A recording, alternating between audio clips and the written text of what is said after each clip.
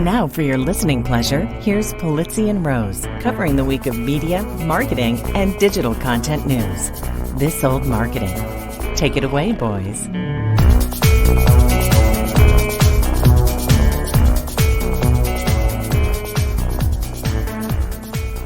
Well, hello, my friends. This is Robert Rose, and welcome to a special episode number 395 of This Old Marketing for Friday, September 29th, 2023. And with me, as always, my pal, my colleague, and, he's the guy who got me into this whole content marketing world mess, Mr. Joe Pulizzi. That is not even true. You got yourself into it. And you better not blame anything on me. I'm blaming you. I'm blaming you for my entire career. Is basically is this a special Blossom episode? It is a special Blossom episode. Those are my favorite. This is the one that's going to make you laugh and make you cry. It's going. And we're doing the special episode because while this is going on, we are relatively You're relatively drunk. Busy, we're probably drunk. Yeah. Or we're hungover. Yeah, drunk or hungover, one of the two. Yeah, in Washington D.C. So, what year is this for Content Marketing World? This would be 12? 12? 13. Should be 13. 13. Because you always count the one on 2011 content. Remember that? We should do a whole Scooby Doo like back to 2011. Well, that would make this 12 then, if we're doing the math correctly. No, it doesn't. It doesn't start with 11, 12, 13, 14, 15, 16, 17, 18, 19, 20. And we keep going. Well, okay, yeah, I get it. You got to count the other. Yeah, you got to count the first year. You don't count zero. Yeah. So anyways, 13. And then and then you had the COVID. I guess if you the COVID one wasn't in person, 2020. That's right. So that was sort of asterisks by that one. That's right. But that was the 10th. Yeah, which was, we'd had all sorts of big plans for the 10th anniversary, and that went wah, wah, wah, wah, wah. So we kind of tried to make it up in the 2021 version. So lucky number 13th in Washington District D.C. of yeah. And so I'm sure we're having a great time and seeing, and I know there's way more people already than were signed up last year. So that's exciting. It's kind of amazing, actually, that we're pre-pandemic numbers, both on the sponsorship side and the attendee side. So I think it's a testament to people wanting to be out and about. And, and I think in some ways it's probably just, it's the ease by which, Cleveland was always amazing. It's always fun, and it's such a great town, but it's just hard to get to, right? And DC, because you get the proximity to New York, you get the proximity to Boston, even all of the East Coast cities can be done by train, right? So it makes it much easier for people to travel, and it makes it much easier for the international crowd to travel. So, yeah, I think that's a testament to that. I know, but I'm still pushing Cleveland. It is a little bit more. It's always an extra flight, basically one extra flight. But yeah, that's right. But no, it'll be interesting to see how different it's going to be. But do you have, before we get started with this episode, because I know I'm going to cover sort of my talk and you're going to cover sort of your talk and give some good takeaways for the people listening today. But do you have a favorite CMW memory or something that sticks with you? Oh my gosh. I have those that can be shared publicly. You don't want to.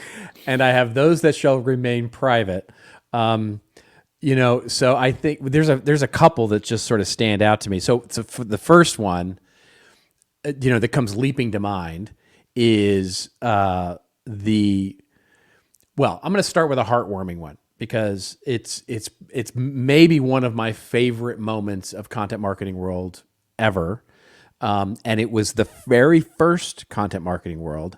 So I was but a peon in that show, sitting out in the audience. I did have a session, but I wasn't yet of the stature to get to the main stage yet. Swear to God. But anyway, I was there, and I went to see you, and you were, people that went to that first Content Marketing will remember you came out in an orange spacesuit. I did. Which was, amazing. And it was the fact that the place was jam packed.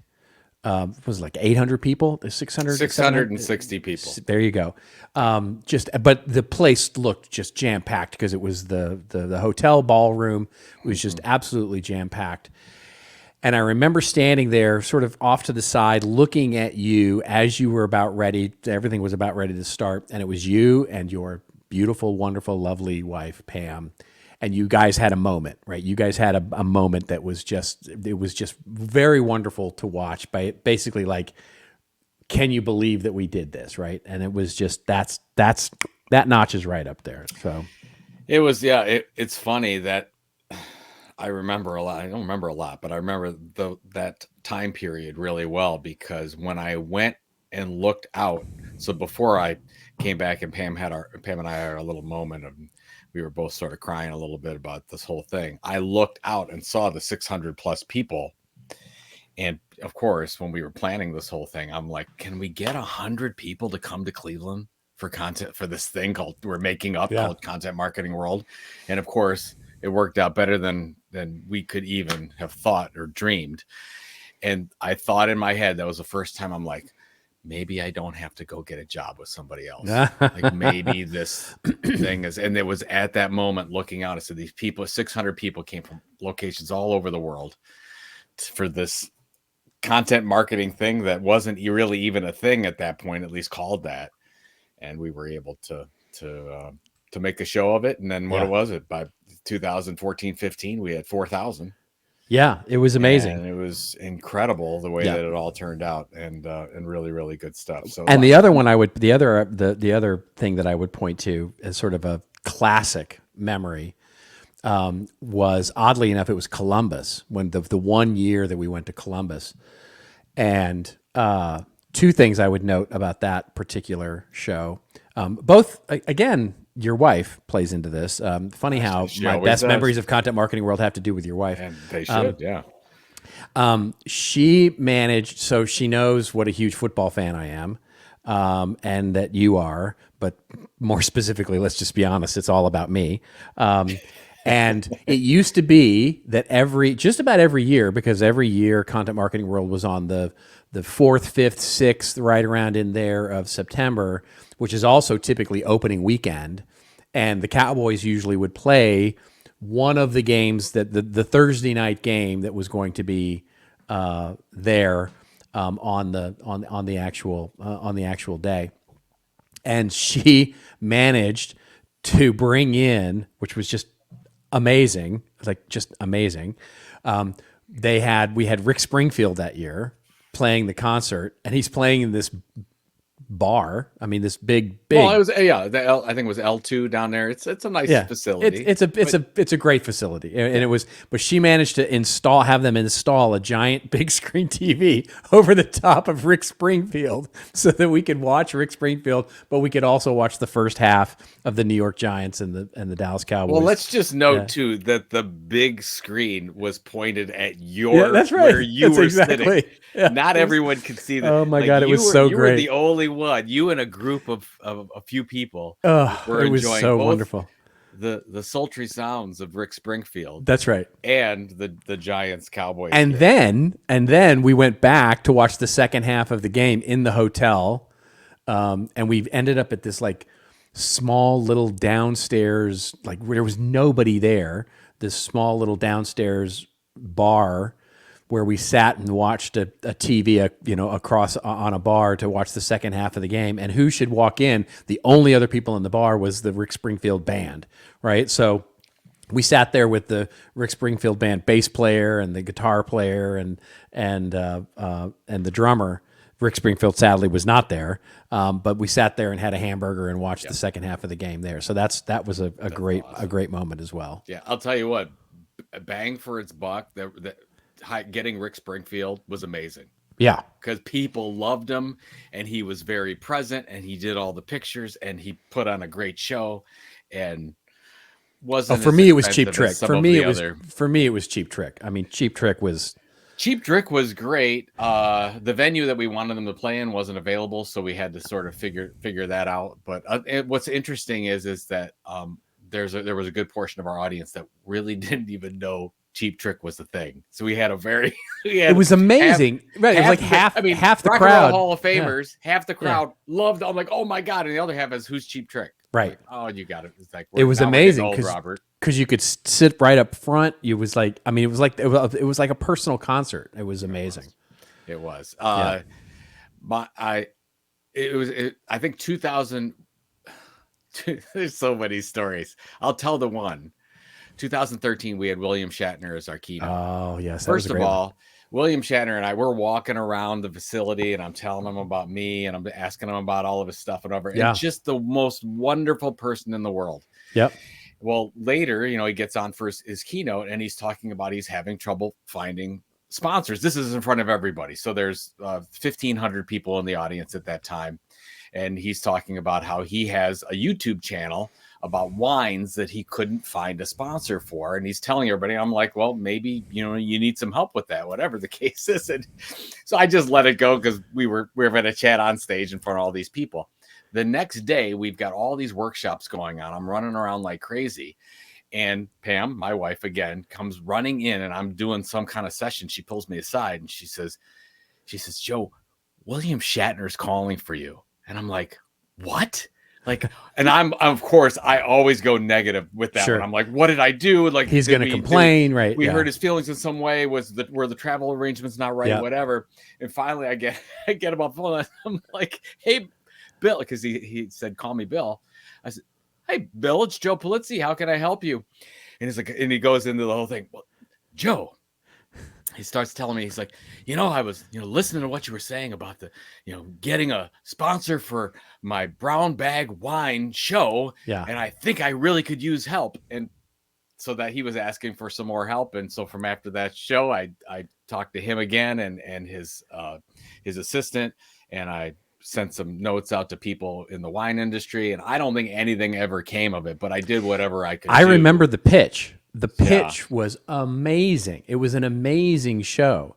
He was going to be him and an artist, and they would sit, so like a poet or a musician or some sort of artist, and basically they would share a glass of wine, and then he would ask his guest to do whatever in art, whether it was create a poem or play their musical instrument, about what they thought about the wine. Like how the wine made them feel. It was such a great idea. I love it. And so that one, and then, even though, we don't talk about Kevin Spacey much these days for obvious reasons, his keynote was tremendous. His keynote was really good. Yeah. His keynote so was really good at the time. And his speechwriter, I mean, I talked to his speechwriter directly. He put a lot of time and effort into making sure that it was on point. And it absolutely was on point. And I'll end with this because I know we actually have a show here. But the worst moment for me ever in any capacity was the content marketing world where Nick Offerman didn't show up, basically. Yeah. And I still have, and first of all, like Nick Offerman on what's the show that he was just on that he was tremendous at, the HBO Max? Parks and Rec, you mean? No. The HBO Max where he did the special. Oh, yeah. Of course, The Last of Us, yeah. This is The Last of Us. Yeah. Tremendous actor, tremendous comedian. I have all the respect in the world for what he does as a profession. But that said, he was late. Oh yeah. And I had to filibuster on stage as I'm on stage. I'm ready to introduce Mr. Offerman. Most people don't even know this story. And I get the blinking from the screen in front of me. It's telling me, and only me, Nick is not here. Nick is not here. And I'm like, oh my God, what am I going to do? So I basically, for I think 15, 20 minutes, and you probably remember better than I do, I just started thanking people. I just started going into what this means in the industry, and so thanked you and thanked my wife and Kelly and everybody. I was thanking all the people. And then finally he ended up, he came and I introduced him and whatever. And we did a whole little thing on stage where him and I drank beer and ate bacon. Yeah. And it worked out sort of well. I mean, it wasn't my favorite. When he did the Cunnilingus song was sort of an interesting take. Yeah. A lot of people were not so happy with that one. But the problem is that I came off stage. I was so upset. and I was not Joe at that moment, and that was a tough time for me. But long story short, lots of good things, more good things than bad things. Indeed. Well, and I'll end with this one because it was a bucket list item for me. And again, thanks to you and your lovely wife, who managed to secure John Cleese, who was amazing. And it was a total bucket list item for me to get to interview him and talk to him. And my moment, which I still to this day have on video and I use as part of my speaker reel and all that kind of stuff, is when he goes, so it's not content marketing. And I'm like, yes, that's right. I'm like, that's right, John. It's not content marketing. I said, although you will find most of them are very discontent. And he's like, but is that because they're just marketers? And I'm like, yes, that's why they're here, right? That's why they're here at this event. And then he goes on to completely trash the Marriott hotel that he was staying at. And of course, the head of marketing for Marriott was one of the keynote speakers. Mm-hmm. It was so good. It was so good. Absolutely perfect. Yeah, but more than anything else, seeing this community blossom and grow. And it's been amazing. Yeah. We've seen people promoted to CMO positions and doing amazing things over the last decade.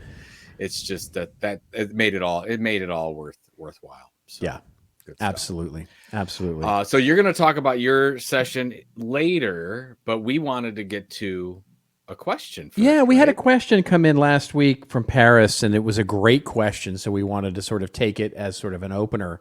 And it'll actually play into a lot of what we're going to talk about in terms of both of our keynotes. So it made sense to sort of segue it here because it's a great question and one that plays heavily into the idea of content marketing and what's going on. So so let's play Paris's question. Should we cue the roll here? Yeah. Hey guys, this is Paris again from Australia, living in her van. I am at the beginning of rearranging my business. I'm currently a sole trader and I'm about to figure out how to set up as a company, mostly so that eventually the consultancy part of the business could potentially be sold. My biggest question is I really want to start, churning out some content and really making one of my revenue streams to be content in various forms, as both, books and podcasts and all other kinds of amazing things. How do you retain the value of your companies that, are meant to design without you whilst building them using your content marketing efforts? So that if and when the day comes that you want to sell those consultancy businesses how do you build them so they're not 100% reliant on you and your personal and professional brand? Because obviously, I'm going to want to build the audience with all of those efforts, but I want to make sure at the end of it, finding a buyer for the business, and they're not going to be put off that the business relies on me and my personal brand to continue growing. Hopefully that makes sense. And I look forward to your reply. Thanks. What was it? Is it something tweeting in the background? It's like a Disney movie. I mean, first of all, I want to live where Paris lives because that just sounds like a bucolic sort of wonderful, like tweeting birds and sound like a running stream or a beach or something behind her. This is Paris again in her van. In paradise. Yeah. this is Paris in paradise. Exactly. I'll talk a little bit about this, but why don't you give your take first and I'll Sure. I feel Paris. I feel your pain. I mean, this has been my challenge for the last decade, which is how do you build a business that is bigger than you and that ultimately is separate from you, so that you can actually, at the right time, either jettison it or move away from it in a way that doesn't devalue it to the point of being, really just a challenge. And so I'll give you my thoughts on it, which is there are two things that I have found, which is one, don't name the business that, so if as you launch this consultancy and you think about, what you're doing with it, don't name it after yourself. In other words, it's not Paris Consulting or, something clever with your name. Rather, find a name for it that is separate. So you're launching a separate business that you are the subject matter, CEO, whatever, director of whatever, whatever title you give yourself for this new concern. And the content you create should be authored by you under the auspices of whatever brand name that is. For me, it's been the content advisory, right? So back in 2015, I launched the consulting firm. If I had to do it again, by the way, I would have done this when Joe and I first started working together in 2010. I would have created not just me, but a separate business, but I didn't have the forethought to do that, to be honest. And so it was 2015, actually, during the acquisition of CMI, that I actually did all the adulting and got my shit together and actually launched the company and created the TCA Content Advisory brand. And that's how I've been operating under a consulting / advisory / content platform for the last 7 years. So that would be my first piece of advice. And my second piece of advice is that just to remember that consulting is a tough business to sell. Consulting is a very, difficult business to actually create value in. And so what I would think about is whether you're actually setting up a consulting business or whether you're setting up a content business. And I know that may sound a little bit like splitting hairs, but the question is, are you setting up a media operation that is actually going to provide consulting as part of what it does? Or are you setting up a consulting firm that uses content to market what it does? And just be really super clear about what it is you're doing there, because honestly, again, if I had to do it over again, I would have probably done the latter, right? I would have not. So from a valuation standpoint, and Joe and I used to have this conversation all the time about Content Marketing Institute, consulting businesses, they're not valued very well. They're just not. Even if you have content, they're not valued very well. Media companies, on the other hand, are valued more highly because the content has evergreen value and all those kinds of things. So 2 things for you to think about. Yeah, it's interesting when I left corporate America and launched. It's funny because I'll be talking about this in a little bit, just how to leave your job properly. Yeah. My company's name was Z Squared Media, and there was only consulting. So I was just doing consulting. It was Joe Pulizzi at Z Squared Media. So separate name, did a little bit differently. But then I launched this new product, which was weirdly enough called Junta 42 at the time, which was like the eHarmony for content marketing that launched in 2008. I had a blog under that. I also had a lot of my personal stuff. I launched a side business, a blogging service for HVAC contractors called Social Track, and then launched Content Marketing Institute. I had all these things. It was just a big pile of dung. I'm like, what is going on here? It's just a lot of stuff. And then I sat down with a couple mentors and really figured out okay, I'm doing lots of things. What makes the most sense? And you could feel at the time that it was Content Marketing Institute was going to be the thing. That was the thing I was most passionate about. That's where I thought the most opportunity was. So basically what I ended up doing was just that Content Marketing Institute became first and foremost, I took Junta 42 and all the subscribers under that and rolled that right into whatever Content Marketing Institute's newsletter was going to be. It just seemed, I had one like, hey, it's now CMI's newsletter. Boom. It just slid right into that. All the blog posts that were some on Social Track and some on Junta 42 went right into this new entity, Content Marketing Institute. And then Z Squared Media, I didn't want to do any consulting anymore. And that's where Robert got involved. I said, please, Robert, would you take over this consulting? I hate consulting. I don't want to have anything to do with it. So our first project was a consulting project where Robert did all the work and I took all the credit. It worked really, really well. Yeah. And you'll see that process worked itself over and over year after year really, really well with me taking Robert's ideas. So if something like that, if you can make that kind of a decision and put it all under one, that's great. The point is, I'm still Joe Pulizzi on social. I still had Joe Pulizzi LinkedIn. I still had Joe Pulizzi Twitter. I still had my own this is my personal stuff that I'm going to create content around, had calendars, all that stuff. And that led into the business, which was always not named Joe Pulizzi. And Robert makes a really good point. If you're going to create some kind of value, if you're going to create an event like Content Marketing World that could be sold, Joe Pulizzi, as I could create a blog. So Paris, you could have a blog or a newsletter that's under Paris. But if you're going to launch something like consulting like an event, like online training, whatever the case is. Those are products that do not have to be called you.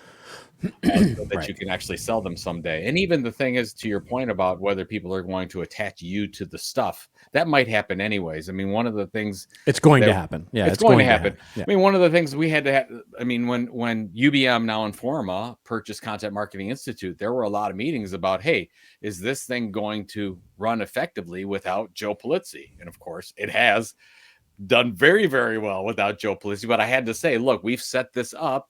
And it took, year after year, it would get to a point where now Joe's not doing anything in the business. Everybody else is doing something. So Joe's just a figurehead, and, no problem. Joe can go and it's working just fine. So, but I always say, call something a separate thing. Your product should be a separate name. So if some point you wanted to, throw it out there and sell it, you have the separate asset, and then you can still be you. And you can create, like Mr. Beast has Feastables, right? Jake Paul has Prime. It's not Jake Paul's energy drink, right? It's Prime. It's not Mr. Beast's Feastables, although he uses Mr. Beast in the marketing. Feastables is $1 billion brand, and they can do anything they want with it. Procter & Gamble will probably buy it or something like that. So that would be my advice. Did we hit all the high notes on that one, Robert? I think so. Yeah, I think that's. I mean, congratulations, Paris. I mean, that's great. Fantastic, lovely news that you've decided to move this. Big new adventures for you. Yeah. So big changes in the business. I feel your pain. I'm right there with you. I'm right there with you in terms of the pivots that I've been making over the last 6 months as well. So yeah, it's funny because one of my, and this gets into what I'm going to talk about at Content Marketing World, is the fatigue that I notice right now about change in business, and where that has put things like consulting and agencies and technologies and things that are sort of facilitate big disruptive change in businesses. And so 2023, if it has a theme for me, it's been change fatigue. The people are like, I think we're just going to stick with what we have. The irony of that, however, is that it has inspired or pushed, if maybe a better word, people like you, me, technology companies, and others that work in change for a living to change. In other words, that their reluctance to change this year has pushed us to pivot and change. And so it's been an interesting irony that I've duly noted, and it'll be something that I talk about at Content Marketing World this year. Very good, which we'll get to in a second. But do you? Our idea for the rest of the special episode was to talk. That's the general idea. Is that what we'll do is that both Joe and I are speaking at Content Marketing World. Shockingly, and I will have a very short keynote. Joe will have a nice, thorough. Yes, let's just put this out there. Robert has a wonderful keynote. Joe's session is in the back hall, and I don't even know if you can find it in DC. That's correct. Well, let's be clear. Joe has a 55-minute session that he gets to really engage his audience with, which will be certainly one of the biggest crowds there is. I get 12 minutes on the beginning of the main stage to introduce people. So you say this is like it's a bad thing. Okay. I know how it is. Yeah. It's tit for tat. It's quid pro quo. It's there's all kinds of pros and cons, my friend. As there always is. There's always two sides to it. Okay, there is. Would you like me to give my little overview? And I would. I would like to hear what you're going to talk about. We've sort of shared each other's sessions with each other, so we know. But I kind of wanted to go into this a little bit, and my whole. First of all, I didn't know if the wonderful folks at Content Marketing World were going to accept this speech, because my speech is basically about how to quit your job properly if you're a marketing person looking for a new job. I can guarantee you that if you go to Content Marketing World with a team, you're probably not going to go to my session because you don't want people to know you're leaving, but whatever. Yeah. And the reason why I wanted to do this, Robert, you know this, but maybe the people listening don't. I get a ton of questions from marketers specifically about, hey, I'm ready to go. I want to start my own thing, my own content business. How should I make this thing work? Yep. And I've been answering the question. I finally put a session together, and so that's going to be the speech at Content Marketing World. And what I'm going to do is just kind of run through a list of things that I'll cover, and then, we can sort of talk about them. But the number one, so first thing is, don't quit your job until you started the process of quitting the job. So you please have this plan. So I'm going to go through these planning things, and don't just say, I'm ready to go. That is not a good move. And you also need to know before you start this thing that most of these businesses don't succeed. I hate to say it, but a lot of people don't have the fortitude to last the 2 to 3 to 4 years to really put the time in and make it work, to build the audience. Half don't make it 5 years. I wish it was. That's one of the reasons why we do what we do at the Tilt and Creator Economy Expo. We're trying to teach people how to be successful quicker and keep this thing going. Now, those that do make it, you should know, are incredibly happy. It's a wonderful, being a content entrepreneur is the best thing in the world, in my opinion. It does take a lot of work to get there. So first things first, as Jay Akunzo always says, nail your story. Like, what do you stand for? Being a generalist does not work if you're going to make this thing go. And you can start now in your current job. So think about what your expertise is. What do you want to be known for? We talk about, what your content tilt is going to be, your differentiation area. And then also think about right now, who is your audience going to be, your specific audience? What are you going to send them? What do you want to help them achieve? And then you'll end up putting a mission statement together as you launch this thing. But before you leave, you need to know these things. Sometimes these take weeks and months to really figure out, and you can get a lot of feedback from people as you do it. So I would go there. When you're going to do this, focus on something you can really be amazing at, and forget all the other stuff. So if that means that you're going to start building your audience, if it's a blog, great. If it's a podcast, wonderful. If it's a newsletter, outstanding. If it's a TikTok channel, great. I don't care really what it is, but double down on that one thing that you can be really good at. And then you're not going to do 5 things. I've seen creators go out there and they say, I want to do all the things. I want to be on YouTube and have the podcast and do the newsletter. They all fail. You can't be a jack of all trades in this thing from the beginning. You have to really start by mastering one of those things. So do that. And then, so before you quit here, you got to find your story. Whatever your thing is, you probably have some kind of newsletter, as we talked about on the last show. It's like you figure out something where you can get that opt-in data from your audience. And then I would absolutely look to LinkedIn to build out your presence, especially if you're a marketer in business. Most marketers are not going into, let's say, cooking or photography or knitting. They're generally doing something on the business side. So LinkedIn is a really important social platform to try to, more than maybe it used to be Twitter X. Now I think it's probably LinkedIn right now. And then just a couple other things I wanted to go. So that's kind of starting. And then I would do things like, hey, if you have any proprietary processes that you've done in your organization that are yours, put them on a disk drive right now. Disk drive. Put them on a drive somewhere. Save them. Put them on a UBS stick. Whatever it is. Things like, what are your goals for this business? Write them down. Yeah. Review them. What do you want to accomplish? What do you visualize this becoming? Talk to your family. This is when you launch a content business. Robert and I know this really well. This involves everyone in your family. So you want to sit down, make sure you're honest with them, what's going on, and you want to start looking at your expenses. Cut down your expenses as often as you can. Or as much as you can. Be very, very lean, because it will take longer to be successful than even you think. From start to content marketing, we just talked about Content Marketing Institute, Content Marketing World. It took about 3.5 years to really get to a point where I didn't feel like I was going to have to go get a job somewhere else. And sometimes that's short. So make sure you lower those expenses, but you can start the business process now. That means getting your LLC up and running, separate your accounting and finances, personal and business. You can do that right now. Get yourself a business credit card. What are you going to do about insurance?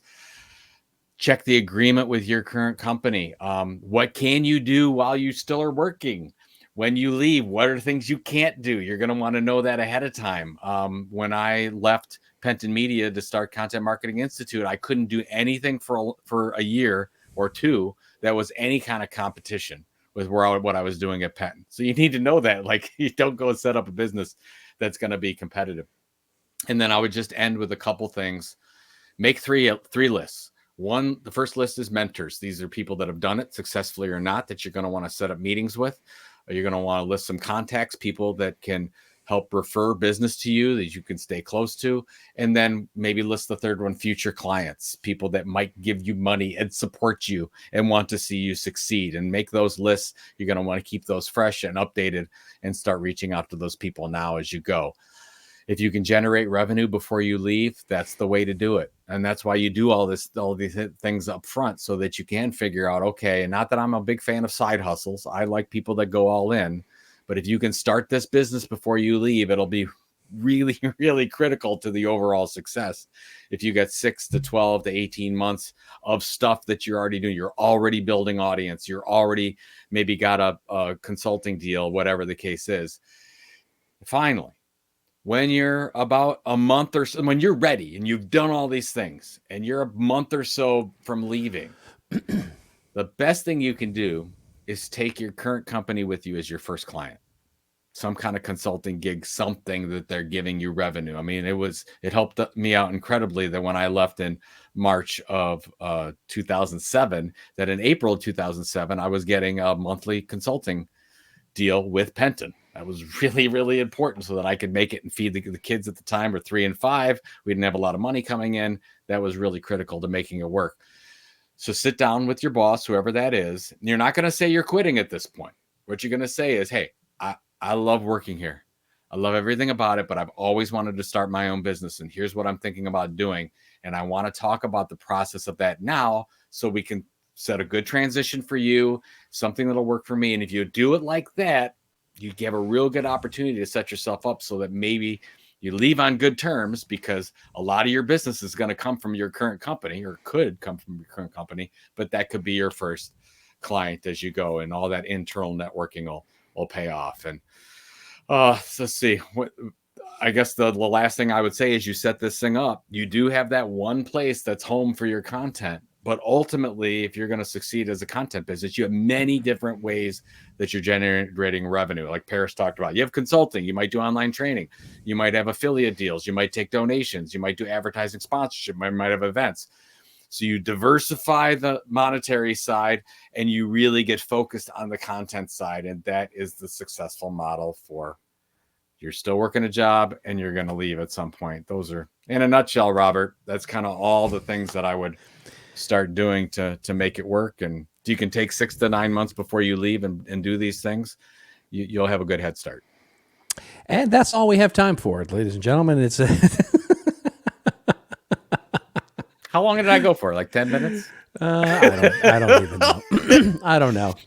That's it's all. Good. Yeah, it's fantastic about how advice. long your keynote's going to be. Yeah, it's basically it's such great advice. It's such great advice. Although I would be a little circumspect around that, walking in and telling your boss that you're going to start your own business and you'd like to start the transition plan right away. No, I think what you say is I've always wanted to start my own business and I'm thinking about it, and you just want to let them know, because what might happen is they might get upset. And they might say, I want you out of here now. That's why you have to be ready. Right. You can't just go, yeah. So just make sure that you're, make sure you're ready for all the scenarios when that goes on. And I think it's such good advice, but especially as you talked about some of the last bit, which is taking that client as a consulting, if you can do that. And one of the things that I often talk to similar types of, entrepreneurs about is to say, and I actually talked about this at your event at CEX, and which is the idea of market where you're going, but operate where you are. And what I mean by that is that your website, your content, and this is good advice for Paris as well, which is all the things that you're doing as part of your new venture. Make everything you're doing about that. Like if you're selling strategic services, or if you're selling content, or if you're doing, a foodie magazine, or, whatever it is, do that thing out there. But make sure to, it's perfectly fine and perfectly reasonable. And by the way, optimal to operate where you are and make money that pays the rent, right?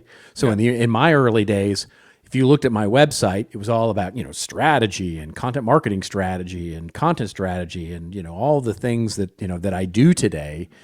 But I was doing copywriting. I was ghostwriting blogs for CEOs. I was, working on SEO for some companies. I was doing all the classic sort of agency-like services that I had grown up with as a means of paying the bills and saying yes to just about any project that came over the transom in order to fuel where I wanted to go. So I was, basically market where you're going, not where you are. Yeah. And you have to say, I am always about, say no to a lot of things that you don't want to do. Well, in the beginning, you have to say yes because you need money to keep the lights on. Use that. And please, for the love of God, don't get an office. Oh yeah. That's when. Yeah, it still happens today. I mean, back when you and I were doing this, we were smart. We're like, well, we're not going to go get an office because that's just an unnecessary expense. I actually did for 2 weeks.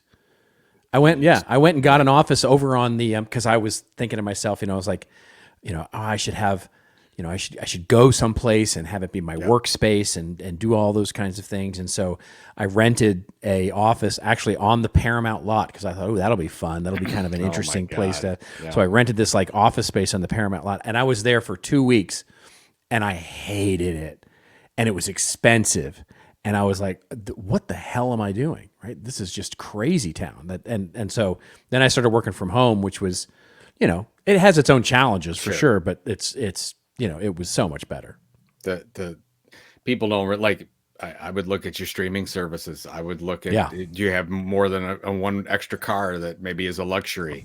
This is the time to get your expenses down. But so anyways, 100%. I'll be talking about how people can leave their content marketing job, and you're going to talk about how they can thrive in their content marketing role. Well, what I'm going to talk about is as I was mentioning in the earlier part of the show, I'm going to talk a little bit about, so the theme of Content Marketing World this year is evolve. And so obviously my talk is going to fit into that theme, but so what I want to sort of do, as I do every year or try to do every year, it's much less of a practical set of takeaways rather than a lens that I'm hoping that everybody sort of looks at all the other sessions through. So mine will be much less practical than yours was, and it'll be more sort of a, hopefully, as the director, when I was the musical director of a show, back in the 90s when I was working the cabaret circuit as a piano player and musical director, the director of the show would come in and go, he would yell at me, set a mood. Basically set a mood, and that meant start the music, right? So basically, set a mood. So that's what I'm trying to do, is I'm trying to just set a mood. So do you remember the content is king thing? Of course. Remember that a little bit? Yeah. Little Bill Gates action for you. So it was 27 years ago that he said that. And of course, everybody's latched onto that, and it's become sort of, the rallying cry of media companies. It's become the rallying cry of so many content marketers, et cetera, et cetera. But it's actually, I went back and I read his essay, and the content is king thing, which is the title of the essay, is interesting, but it's actually really the least interesting thing about it. It's the essay itself is actually quite prescient, really, for him, and it's the last line. So the last line is I think is what's so interesting. The very last line of his essay is, "Those who succeed will propel the internet forward as a marketplace of ideas, experiences, and products, a marketplace of content." And if that doesn't describe what we're in right now, I don't know what does. I mean, he everything that is true about that sentence is so true today. So when we start thinking about, okay, what is that marketplace of content, right? What is that marketplace of ideas? That is marketing. That basically is marketing today. It's really, how do we really create and express our ideas in this marketplace of ideas, the internet, so that we optimize the engagement of people, that they'll do things that we want them to do. Sometimes it's buy our stuff, sometimes it's subscribe, sometimes it's engage with us, sometimes it's vote for us, sometimes it's donate to our cause, whatever it is. That is, it has become, it is what the change is. That is modern marketing. So you and I used to talk a lot about content marketing back in the day, and we would say, at some point, content marketing is just going to be marketing, right? It's just going to be it'll be part, the term will actually become less important than actually doing the thing. And we always sort of knew that. But what's interesting is, and it's something that I actually talk about in my new book, is what I didn't expect is for it to actually turn around the other way. I think it's actually the opposite now. I think it's actually that marketing is content marketing, right? Content marketing became what we now think of as modern marketing. And the implications of that are really interesting, which is one, and we see this actually happening in businesses today, which is, it used to be that there was this little side thing that businesses would do called content marketing, and there would be people off doing content marketing like things, and they would call it brand journalism, and they would work on stuff, they blog, resource center, all those kinds of things. And it would be sort of a side hustle, if you will, for the business.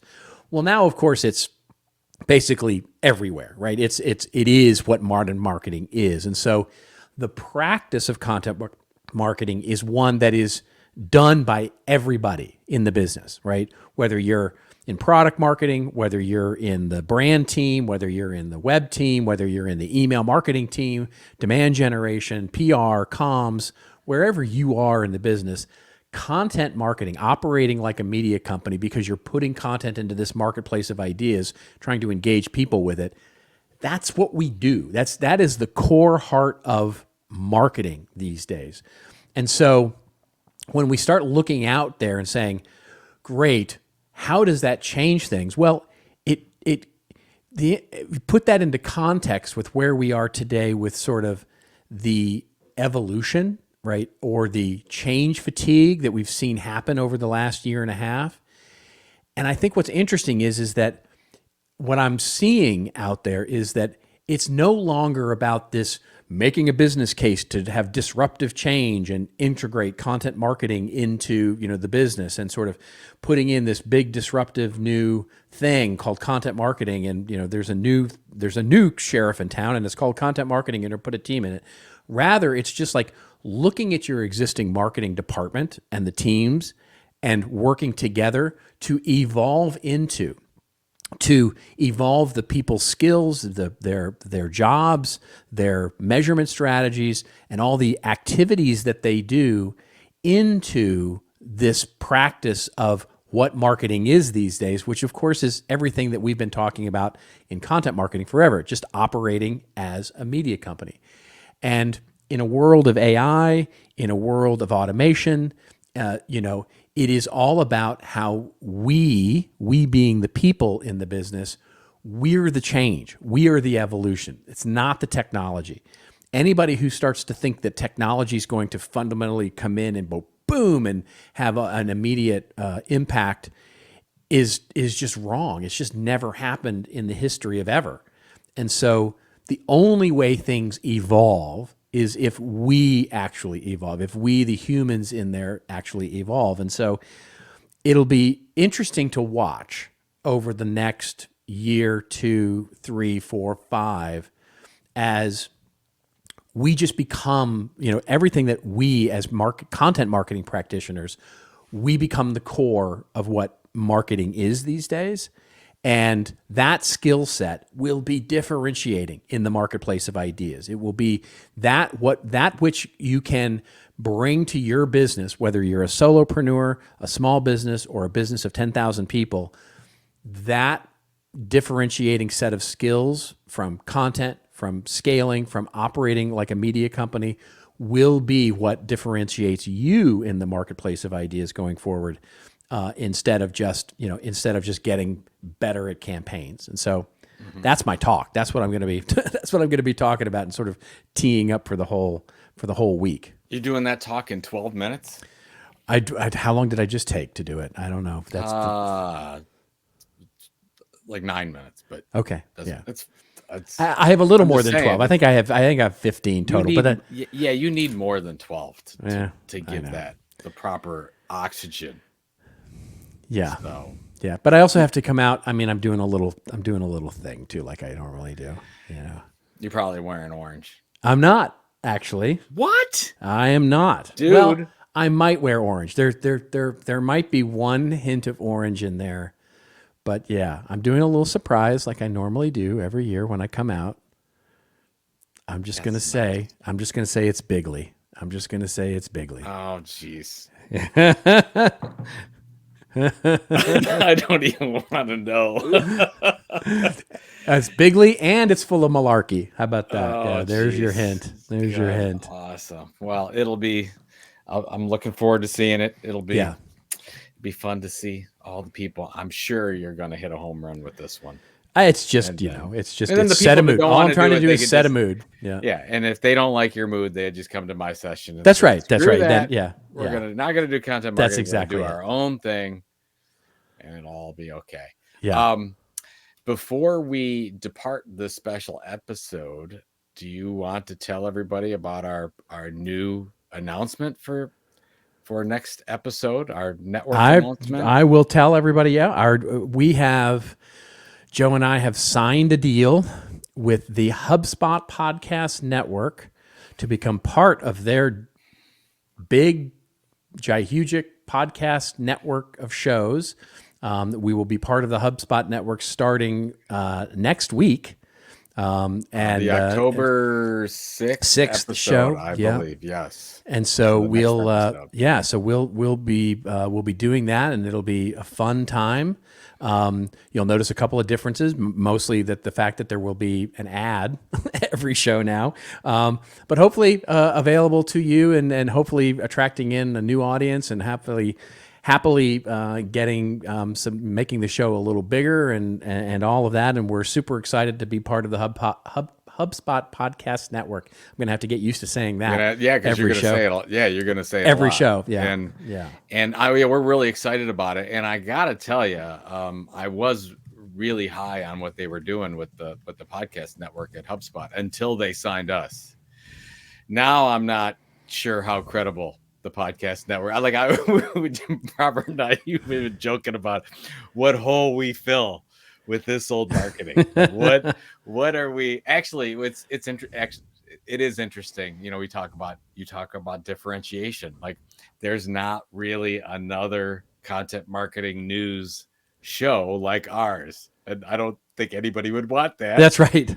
But there isn't, so we do fill a little bit of a gap in the content marketing space, and we've had quite a bit of success with this show, thanks to you listeners. And exactly. We're happy to, and HubSpot's great. They're going to really help us get in front of some different audience a little bit and we'll give them a little love at the same time. And we're going to give this a try. And we've been talking to them for a long time about this. Yeah. So it's wonderful that this was able to happen. So it should be good times. It's going to be good stuff. Good stuff. Rock and roll. All right. Well, next week I get to see you this week as this is going on. We'll be together. Yes. Enjoying a beverage of some sort. A beverage or 7 is going to be good. And I hope to see you all. I hope we've seen you all there at Content Marketing World. It's going to be a fun time.